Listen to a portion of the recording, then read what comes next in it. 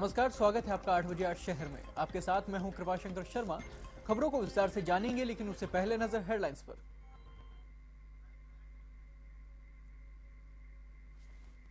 केंद्रीय मंत्री नकवी ने की ख्वाजा गरीब नवाज की दरगाह पर जियारत, जायरीनों की सुरक्षा को लेकर ली बैठक। कहा पीएम की ओर से 1 अप्रैल को चढ़ाई जाएगी चादर।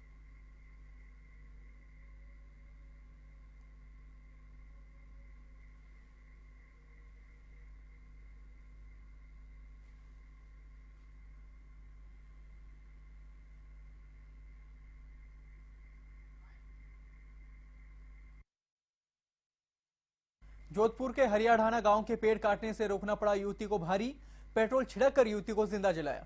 पटवारी सरपंच सहित कई लोगों पर हत्या का मुकदमा दर्ज। पुलिस मामले की जांच में जुटी।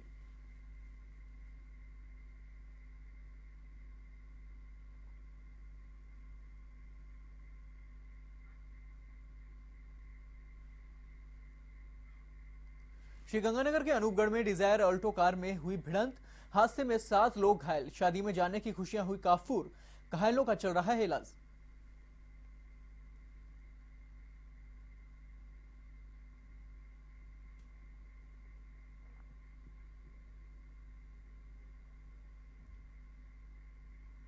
कोटा में अनाथ के साथ दुष्कर्म के मामले ने पकड़ा तूल। महिला कांग्रेस कार्यकर्ताओं ने संस्थान के बाहर किया प्रदर्शन। मधुस्मृति संस्थान पर लगाए गंभीर आरोप।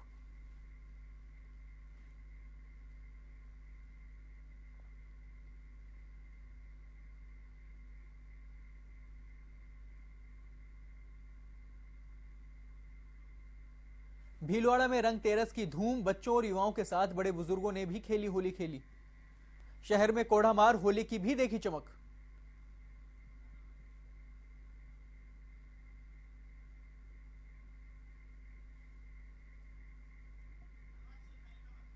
आठ बजे आज शहर में सबसे पहले बात करेंगे अलवर जिले की खबरों की।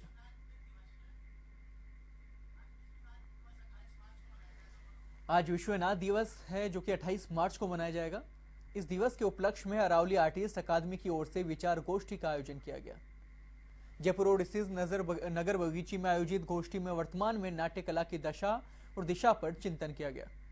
समाजसेवी और वरिष्ठ रंगकर्मी दिनेश भार्गव ने बताया कि गोष्ठी में भाजपा जिलाध्यक्ष पंडित धर्मवीर शर्मा, रंगकर्मी गिरिराज जैमिनी, रामोतार पंडित इंद्र कुमार तोलानी और गोपीचंद शर्मा सहित कई लोगों ने भाग लिया।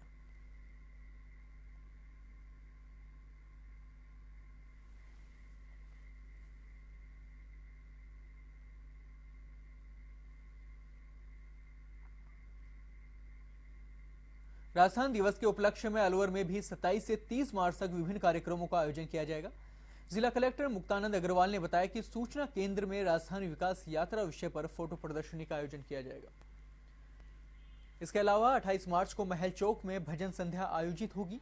इसमें प्रसिद्ध गायक अनुराधा पौडवाल भाग लेंगी। कार्यक्रम की तैयारियों को अंतिम रूप दिया जा रहा है।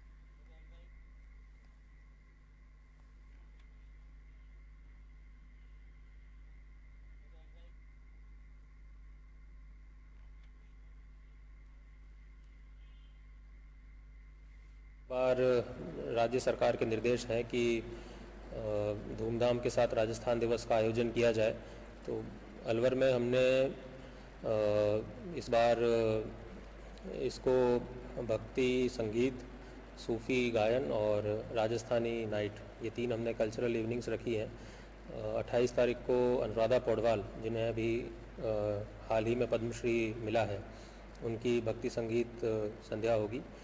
और 29 तारीख को लखविंदर बडाली, जो एक सूफी सिंगर हैं, उनकी इवनिंग होगी।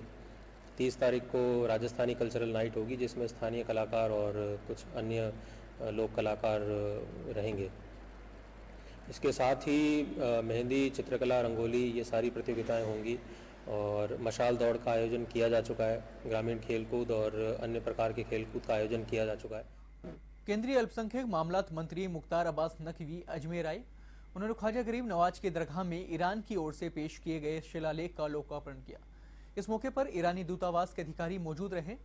ईरान की तरफ से लगभग 1.5 मीटर ऊंचाई व 1 मीटर चौड़ाई वाली तस्वीर पेश की गई। दरगाह कमेटी को यह तोहफा अल कदीर इंटरनेशनल फाउंडेशन ईरान की ओर से दिया गया। इस तस्वीर को पुरानी ईरानी शैली का एक और नायाब नमूना बताया जा रहा है।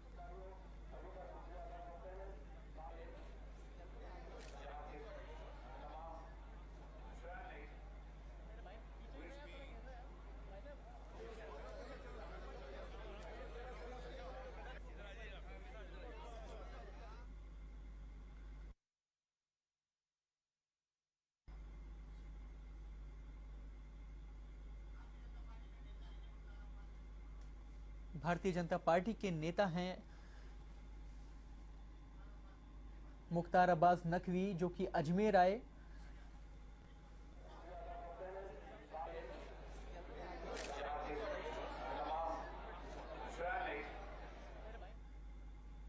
भारतीय जनता पार्टी के राष्ट्रीय उपाध्यक्ष ओम माथुर एक दिवसीय यात्रा पर अजमेर पहुंचे। अजमेर पहुंचने पर ओम माथुर का भाजपा कार्यकर्ताओं द्वारा जोरदार स्वागत किया गया। आपको बता दें कि माथुर अपने पैतृक गांव फालना की जा रहे थे, तो उसी दौरान अजमेर में जयपुर रोड पर जगह जगह उनका एक भव्य स्वागत किया गया। वहीं शहर में सम्मान समारोह कार्यक्रम आयोजित किया गया। वहीं कार्यक्रम में अजमेर लोकसभा क्षेत्र के 8 विधायकों में से कोई भी विधायक इस समारोह में भाग नहीं लिया। इससे भाजपा खेमे के अंदर की गुटबाजी सामने आई। वहीं विधायकों का उनके सम्मान समारोह में नहीं पहुंचना इस बात को दर्शाता है कि भाजपा के अंदर कहीं ना कहीं अंदरूनी फूट है, जो इस तरह के कार्यक्रम में उनकी अनुपस्थिति इस बात को दर्शाती है।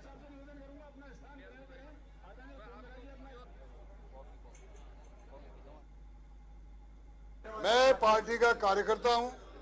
कार्यकर्ता के नाते जो दायित्व मुझे पार्टी देगी मैं उसको निभाऊंगा। अजमेर में सैन समाज का नवयुवक परिचय सम्मेलन आयोजित होने जा रहा है। आगामी 28 मार्च को अजय नगर में इस परिचय सम्मेलन का आयोजन किया जाएगा, जहां अविवाहित, विधवा, विधुर, तलाकशुदा एवं विशेष योग्यजन युवक युवतियों का परिचय होगा, जिसको लेकर तैयारियां शुरू कर दी गई हैं। वहीं कार्यक्रम में मुख्य अतिथि के रूप में राजगढ़ मसानिया भैरवनाथ के मुख्य उपाध्यक्ष चंपालाल जी महाराज मौजूद रहेंगे। परिचय सम्मेलन में विवाह के इच्छुक जोड़ों को संस्था के द्वारा पंजीयन कराकर आने वाले समय में सामूहिक विवाह सम्मेलन में हिस्सा लेकर निःशुल्क विवाह भी करवाया जाएगा।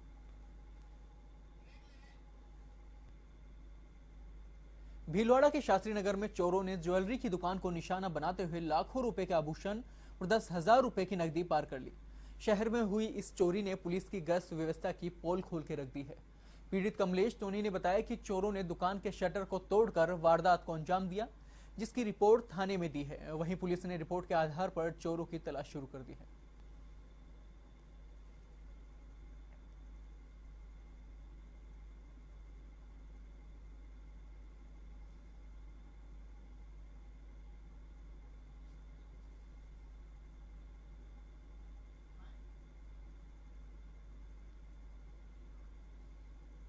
हुआ था सुबह, अड़ोसी पड़ोसियों से जानकारी हुई, मेरे को फोन पे आया सुबह 6:30 बजे। यहाँ पे आके देखा शटर का काला अंट लगा के ऊपर दब रखा था और सारी दराजे वगैरह ये डिस्प्ले में छोटे मोटे सामान थे। और ये हालत है, पुलिस गश्त की कोई व्यवस्था नहीं है, पक्की पुख्ता व्यवस्था नहीं है। भीलवाड़ा में रंगतेरस पर 200 वर्षों से खेली जा रही जीनकर समाज की कोड़ामार होली की चमक आज भी कायम है। इसमें समाज के लोगों ने उत्साहपूर्वक भाग लिया। गुलमंडी सराफ बाजार क्षेत्र में विभिन्न स्थानों में रह रहे जीन नगर समाज के स्त्री पुरुष ढोल व गाजे बजाने के साथ में यहां पहुंचे और परंपरा के तहत पुरुष कढ़ाव में भरा रंग महिलाओं पर डालते हैं और उससे बचने के लिए महिलाएं कोड़े से प्रहार करती हैं। होली के 13वें दिन मनाए जाने वाला महापर्व आज भी अपनी अहमियत बनाए हुए है।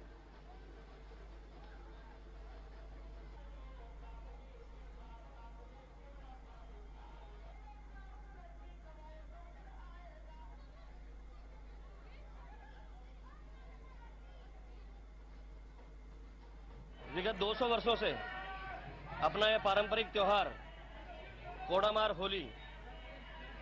होली दहन के ठीक 13 दिन बाद में रंगतेरस पर्व के रूप में मनाया जाता है। इस त्योहार को मनाने का उद्देश्य इतना ही है कि आज के दिन जीनकर समाज के पुरुष और महिलाएं यहां पर एकत्रित होते हैं और उन्हीं के साथ पिछले दिनों में जिन नवयुवकों की और नवयुवतियों की शादी हुई है, ऐसे सारे नवविवाहित जोड़े आज के इस कार्यक्रम में आते हैं और सभी मिलकर के कोडामार होली का आनंद उठाते हैं। 8 बजे 8 शहर में बात करेंगे कोटा जिले की खबरों की।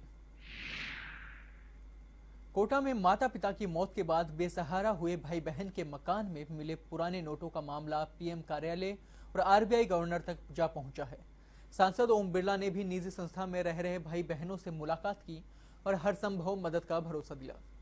वहीं बाल कल्याण समिति ने भी मामले को गंभीरता से लेते हुए वित्त मंत्रालय और आरबीआई गवर्नर को ऑनलाइन परिवेदना दर्ज करवाई है। सांसद बिरला ने कहा कि जिस तरह के हालात से निकलकर दोनों बच्चे आए हैं वो एक गंभीर विषय है। बच्चों की मां ने जो रकम जमा की है उनको बदलवाने के पूरे प्रयास किए जाएंगे। गौरतलब है कि बच्चों के पुश्तैनी मकान से कुछ दिन पहले करीब 96,000 रुपए की पुराने नोट मिले थे।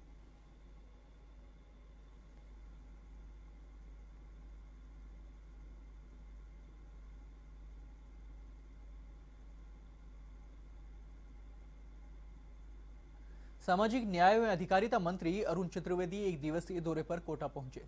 इस दौरान चतुर्वेदी ने दादाबाड़ी में ब्राह्मण समाज के निजी कार्यक्रम में शिरकत की। कोटा पहुंचने पर भाजपा कार्यकर्ताओं ने मंत्री का गर्मजोशी से स्वागत किया। चतुर्वेदी ने कहा कि पिछले 3 सालों में समाज कल्याण के कामों में काफी सुधार हुआ है। पेंशन के लिए सरकार ने प्रदेश के 58 लाख लोगों के बैंक खाते खुलवाए।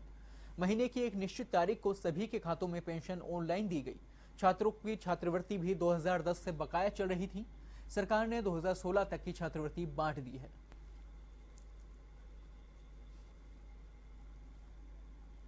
पेंशन की 2014 में जब हम सरकार में आए थे, चाहे वो चुनाव के समय आपाधापी में शुरू की गई होगी, जिसका बजट का भी प्रावधान नहीं था। हम जब आए तो शिकायत आती थी कि लोगों को 3 महीने में एक बार पेंशन मिलती है, वो भी पूरी नहीं मिलती। हमने उन सब 58 लाख लोगों के बैंक अकाउंट खुलवाए, ऑनलाइन किया। अब एक क्लिक में सबके पास महीने की 7 तारीख को पूरी पेंशन पहुंचाने का काम किया। स्कॉलरशिप की शिकायत पूरी 4 साल की पेंडेंसी थी जब हम सरकार में आए। 2010-11 की पेंडेंसी थी। 15-16 तक की स्कॉलरशिप पूरी हम बांट चुके हैं। 16-17 वो भी। कोटा में मधुस्मृति संस्थान की लापरवाही से एक अनाथ बालिका के साथ दुष्कर्म के मामले ने अब राजनीतिक तूल पकड़ लिया है। ऐसे में महिला कांग्रेस कार्यकर्ताओं ने संस्थान के बाहर जमकर प्रदर्शन कर हंगामा कर दिया। इस दौरान महिलाओं ने संस्था में रह रहे बच्चों से मिलने की बात कही, लेकिन मौके पर मौजूद पुलिस जाब्ते ने उन्हें अंदर नहीं जाने दिया। साथ ही संचालक ब्रजबाला भी महिला कार्यकर्ताओं से मिलने के लिए नहीं आई। महिला कांग्रेस के शहर अध्यक्ष रचना राठौर ने बताया कि मधुस्मृति संस्था में बच्चों से काम करवाया जा रहा है, जिसका वीडियो भी वायरल हो चुका है, लेकिन अभी तक संस्थान के खिलाफ कोई कार्रवाई नहीं की गई है। संस्थान के नाम पर अनुदान लेकर यहां पर बीएड कॉलेज बना दिया गया है।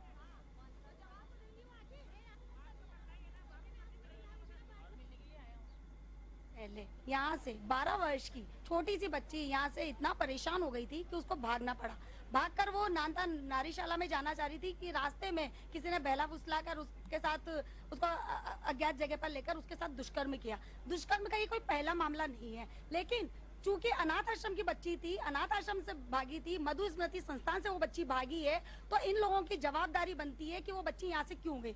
बहुत सारे वीडियो यहाँ के वायरल हुए। बच्चों से जानवरों की तरह काम कराया जा रहा है। यहाँ पर बच्चों को रहने के लिए एक कमरा तक नहीं है।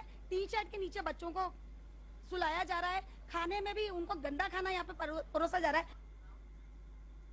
8 बजे 8 शहर में बात करेंगे जोधपुर जिले की खबरों की। जोधपुर एयरपोर्ट के विस्तार को लेकर पिछले लंबे समय से लंबित एमओयू सभी अधिकारियों एवं जनप्रतिनिधियों की उपस्थिति में संपन्न हो गया। एयरफोर्स मुख्यालय पर आयोजित एक कार्यक्रम में एयरपोर्ट अथॉरिटी ऑफ इंडिया और जिला प्रशासन और राज्य सरकार के बीच एमओयू पर हस्ताक्षर किए गए। महापौर घनश्याम ओझा ने बताया कि एयरपोर्ट के विस्तार के लिए करीब 37 एकड़ जमीन की आवश्यकता है, जिसके लिए एयरफोर्स में अपनी 37 एकड़ की जमीन दी है, जिसके बदले में निगम एयरफोर्स को 106 एकड़ जमीन देगा। ओझा ने बताया कि 37 एकड़ जमीन तो निःशुल्क दी जाएगी, जबकि शेष जमीन डीएलसी रेट पर दी जाएगी।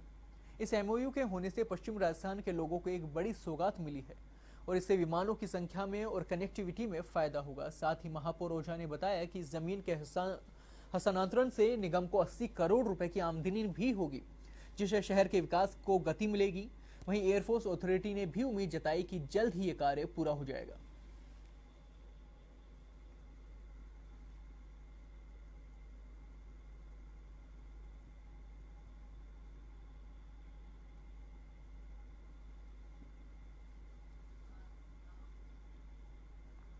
जोधपुर में बनाड़ थाना पुलिस ने कार्रवाई करते हुए एक महिला को ठगी के मामले में गिरफ्तार किया है। महिला पर आरोप है कि उसने फौजी ब्लैकमेल कर 1,30,000 रुपए ठग लिए।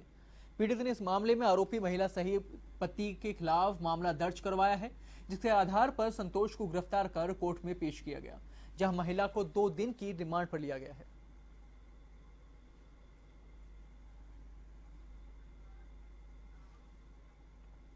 जोधपुर में भारतीय खेल प्राधिकरण और राज्य खेल परिषद की ओर से रन फॉर राजस्थान दौड़ का आयोजन किया गया। राजस्थान दिवस के अवसर पर दौड़ का शुभारंभ महापौर घनश्याम ओझा एवं जिला कलेक्टर विष्णु चरण मलिक ने हरी झंडी दिखाकर किया। साथ ही युवाओं के साथ दौड़ में भी शरीक हुए। दौड़ शहर के महात्मा गांधी विद्यालय से शुरू होकर शहर के प्रमुख मार्गों से होते हुए उम्मेद स्टेडियम में समाप्त हुई। दौड़ में शहर के सभी जनप्रतिनिधि, आरपीटीसी धावक, राज्य खेल परिषद के खिलाड़ी, विभिन्न विभागों के अधिकारियों ने बढ़ चढ़कर हिस्सा लिया।